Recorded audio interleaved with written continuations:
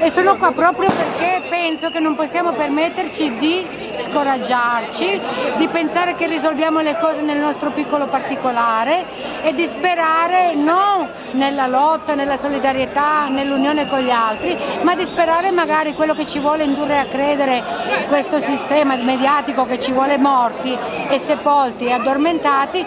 Non voglio sperare di scambiare la mia vita vincendo al Totocalcio, voglio sperare di cambiarla e di sperare per un futuro migliore per i miei figli, per i miei nipoti, facendo presente che l'umanità è fatta di diritti, di doveri, di impegno, di comunione e di solidarietà. Diciamo che la CGIL forse è rimasto l'ultimo caposaldo che ancora fa barriera contro un certo tipo di politica che sta avanzando nel paese. Una politica chiaramente di destra, vuol togliere diritti, vuol distruggere la scuola, vuol far sparire la ricerca e soprattutto vuole creare nei posti di lavoro sempre meno tutele e sempre meno garanzie. Per quanto riguarda la CGIL e la FIOM, penso che quando vedremo qualche bandiera della CISL, allora le cose saranno peggiorate ulteriormente. Lo avremmo voluto però vedere a Roma, a protestare assieme ai sindaci del suo Veneto, contro il governo e magari gridando Roma ladrona. Non l'abbiamo visto, caro Zaia, non ti abbiamo visto. Venduto! Tagli che per quanto riguarda la nostra provincia saranno pari a 24 milioni. Solo il Comune di Venezia nel 2011 avrà 11 milioni di minori entrate, che significa tagli sui trasporti, sulla sanità, sul sociale, ma anche che non ci saranno i soldi per pagare le casse integrazione interna per i lavoratori delle piccole imprese che stanno finendo, che entreranno in questi giorni in cassa integrazione. Una manovra sbagliata, che pensa solo a far cassa, che non scommette sulla ripresa, non investe sullo sviluppo e sulla crescita.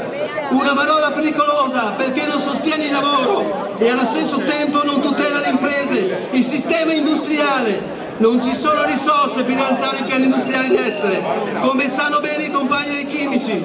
Questo governo, dopo l'uscita di Scajola, ha appaltato il Ministero dello Sviluppo Economico a Fiat e a Confindustria.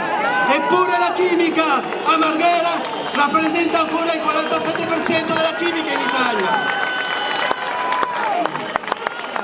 Oggi abbiamo circa 7.000 iscritti alle liste di mobilità, ma che sappiamo destinati purtroppo a crescere rapidamente, perché molte delle casse integrazioni stanno per finire. Che sta colpendo, oltre la chimica, il metalmeccanico, la cantieristica, l'edilizia, le costruzioni. L'edilizia in particolare, dove si sta sentendo un fenomeno inedito, la fuga dei lavoratori stranieri, in particolare rumeni, che tornano a casa, dove il calo dei commessi in provincia è oltre il 20% nel privato e 30% in quelle pubbliche. Per non parlare dell'artigianato. I dati di Confartigianato provinciale parlano di un calo medio del 7% del fatturato e di segni di ripresa ancora lontani. A Venezia, stando coi piedi per terra, abbiamo calcolato che nei prossimi 12 mesi sono a rischio oltre 15.000 posti di lavoro. Di fronte ad un governo che giorno dopo giorno taglia risorse al sociale, al diritto di cittadinanza, che lascia sole le famiglie, i giovani e gli anziani, mi chiedo, un sindacato cosa dovrebbe fare? Lo dico agli amici di CISL e UIL, a quelli che hanno criticato lo sciopero della CGIL. Se non ora, quando un sindacato deve scioperare e lottare? Per queste ragioni, lo dico da questa piazza, statene certi, a Venezia come in tutto il paese la CGIL continuerà a stare a campo, a non mollare, finché questo governo sarà costretto ad ascoltarci.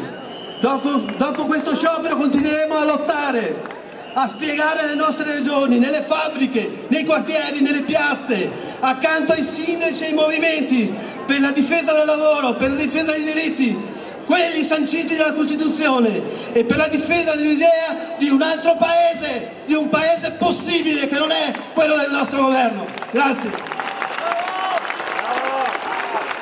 Diamo ora la parola a Davide Stoppa della Montefibre. C'è chi dall'inizio di questa crisi diceva che la crisi era una crisi debole, che era una crisi dove bastava avere un po' di buon umore e un po' di ottimismo per non uscirne. In realtà abbiamo capito com'è la crisi.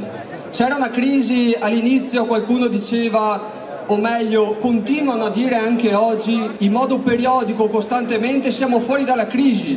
È da mesi che lo dicono. Io non sono fuori dalla crisi e io credo che voi non siate fuori dalla crisi. C'è chi diceva a suo tempo che per colpa di queste persone, di quelli come la CGIL e qualcun altro che dicevano che la crisi era una crisi profonda, per colpa loro avremmo ritardato da uscire dalla crisi. Non è così. È colpa di chi non aveva visto com'era la crisi, che la crisi sta andando avanti. Ed è colpa di chi ci ha portato dentro la crisi, che siamo dentro la crisi. Io credo che dalla crisi, ragazzi, bisogna uscirne in altro sistema. Non è di certo con le politiche che sta attuando questo governo che ne usciamo. Per uscire dalla crisi bisogna riuscire a fare delle politiche che pensino al futuro. Bisogna riuscire a investire sulla scuola e sulla ricerca, perché la scuola e la ricerca devono portarci a pensare, ad esempio, a sviluppare delle nuove produzioni che siano in grado di portarci non a competere con certi paesi come la Cina e l'India sul costo del lavoro, ma ci devono portare a competere su delle produzioni che loro non sono neanche in grado di portare avanti. E guardate, per uscire dalla crisi non c'è bisogno di appoggiare alcuni industriali come succede nella Fiat, dove si dice tagliamo i diritti ai lavoratori. Non si esce così dalla crisi. Dalla crisi si esce invece dicendo che i diritti sono un valore fondamentale di questo paese e bisogna riuscire a trovare le soluzioni per pensare al dopo, alla crisi. Guardate che la storia ci insegna una cosa, che dalla crisi si può uscire meglio o peggio di come si è entrati. Sicuramente non si esce come si è entrati, si esce con un modello sociale che cambia, si esce con uno stato paese che è diverso da come è entrato. Però per uscire meglio bisogna che si facciano delle politiche che vanno nell'indirizzo dello sviluppo, sviluppare nuove tecnologie, parlare dell'ambiente, bisogna riuscire a parlare di nuovi tipi di energia che siano ecocompatibili. Non possiamo parlare di nuovo del nucleare dopo 25 anni, dobbiamo pensare a cose nuove, come ci sono le energie rinnovabili, nessuno ne parla, nessuno le incentiva.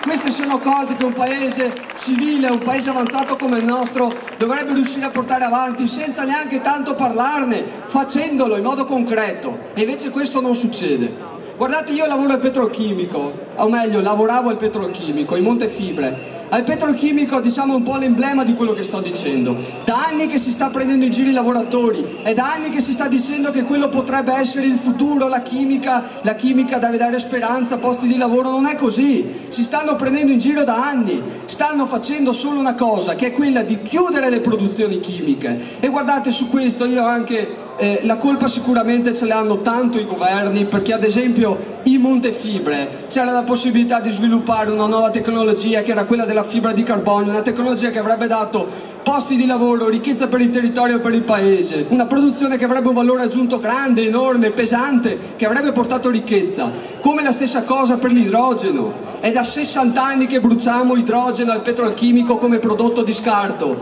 lo bruciamo inquinando. Oggi si sono capiti, quando stiamo chiudendo il petrolchimico, che forse la si potrebbe usare come energia rinnovabile, un'energia pulita che proviene dallo scarto. Allora io chiudo dicendo cosa, guardate, che questa crisi noi la stiamo vivendo in modo pesante, la stiamo vivendo nella nostra pelle, come cittadini di questo territorio, di questo paese. Bisogna assolutamente che noi come paese ragioniamo in modo diverso. Noi dobbiamo cominciare ad andare a colpire quelle persone che non hanno mai pagato la crisi. Non è possibile che paghino sempre gli stessi, privati o pubblici che siano.